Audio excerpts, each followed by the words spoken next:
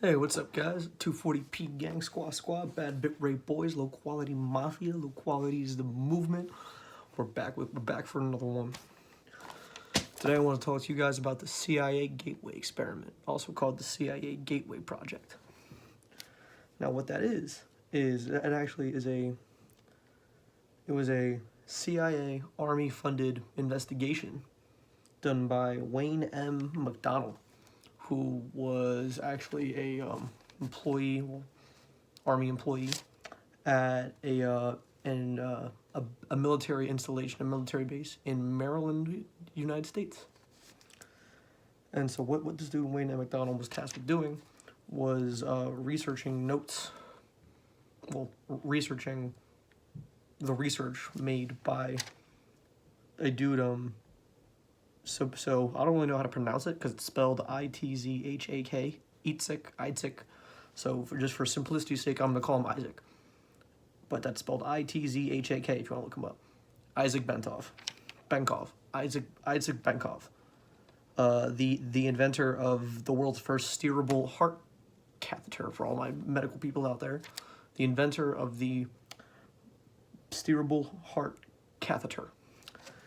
And this dude actually worked with this dude who actually I read a book of at my high school about out-of-body experiences. His name was Dr. Robert Monroe. Dr. Robert Bob Monroe. And this dude actually started an institute based on exploring human consciousness called the Monroe Institute that is still around today, if you want to look it up. Or ever visited, actually, in person. So, what these two dudes did, Isaac Benkov paired with the Monroe Institute, they created what they called the gateway process. And that is what Wayne M. McDonald was looking into. So what they found was, for example, they found that they explored the different ways that human consciousness was looked into, right? So they explored how hypnosis was actually. So what happens is your left brain, right, is your left brain is your analytical mind. It has to do with all your logical, rational processes, while your right brain is more so your emotions, your feelings, and things more so of that caring nature. Now, what they found is when you get inputs, informational inputs into your brain first uses the left side and then the right side. So the information passes through the left and is discerned, and then the right side takes it as absolute fact. So your left brain is like your firewall, and your right brain is actually whatever you actually want to use your computer for. So when you get the input information, your left brain is like a filter before it gets to your right hemisphere of your brain. So what happens during hypnosis? They viewed hypnosis, transcendental meditation, and biofeedback. Now, what happens is in hypnosis is the hypnoteer is able to turn off your left brain. They're able to trick the left side of your brain, so that way any information that they want to input is bypassed by your firewall and goes right to your right brain, where your right brain automatically accepts it as true, no matter what state you're in. So that is how hypnosis works, they found. And for transcendental meditation, which is more so, you like the name states, it's you meditating in a way that makes you feel more connected with all that is source. It is actually what happens is there is a signal feedback loop that is created once you actually get into that like meditative, peaceful state, that like flowish state where you feel at peace. What that is actually a signal is created is produced in your brain, where it's able to bounce a signal back and forth and resonate in your around that portion of that part of your brain where your left and right hemisphere link. That part of your brain where they both come together before it goes down. There's a signal bouncing around and bouncing back up and down your brainstem and such. And that is what they found transcendental meditation to actually be. It is a feedback loop a kundalini awakening, that physical feeling that you get of goodness, that is actually just a signal being bounced around. And they actually observed that, for example, your heartbeat will sync up in a way with that signal. And so there's a feedback loop that gets produced and strengthened when you're in that transcendental meditative state. Now, after hypnosis, transcendental meditation, the third thing they looked into was biofeedback.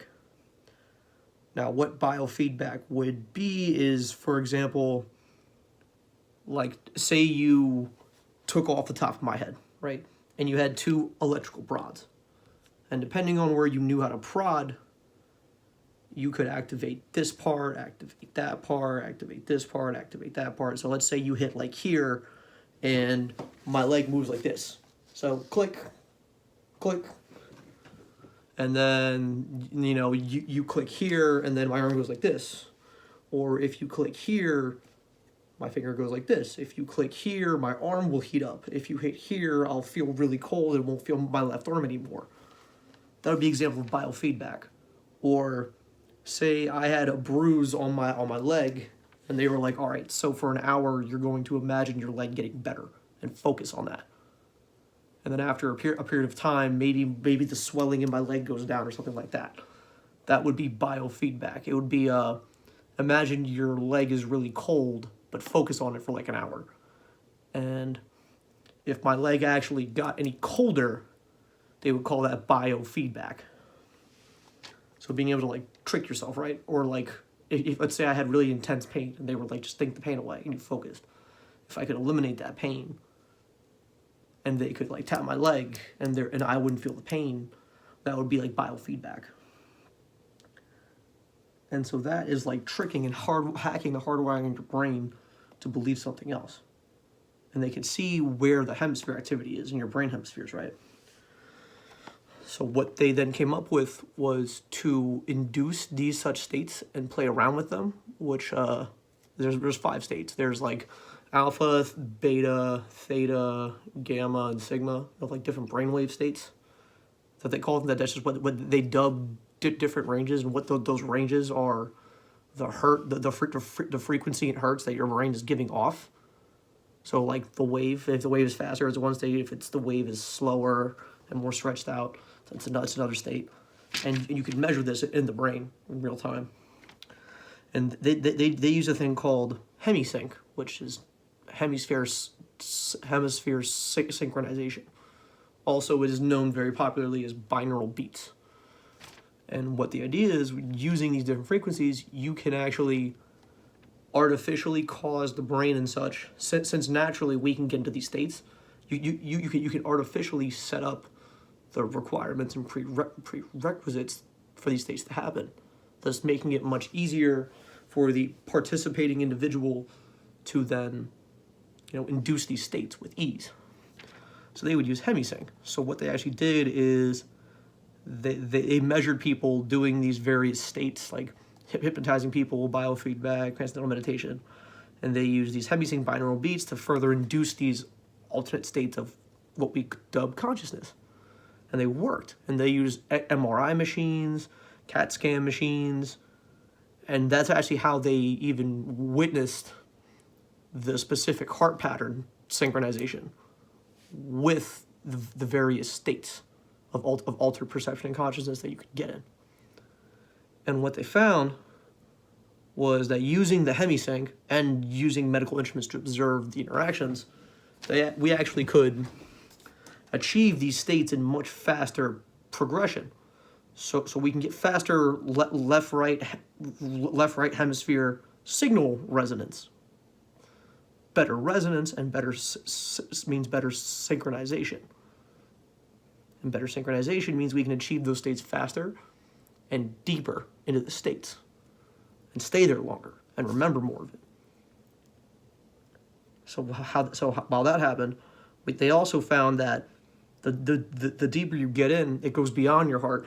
Your whole body, your entire body and all your organs can actually get into a synchronized feedback system. to where your whole body is almost resonating, and your whole body, in essence, would be resonating in harmony. Because as we all probably know and learned in high school science class, all of your cells are really just atoms. And those atoms are mainly void or mainly empty space with some protons, neutrons, electrons that are bouncing around and vibrating at insane speeds. And if you ever looked up how they observe the specific components of atoms, they don't. We actually can only see them when we take a snapshot in a picture because they're moving that much, that fast. So we really can only observe them when we stop to take a picture. They're always going like this. They're always moving. So we can, in essence, synchronize and harmonize our entire body in this way.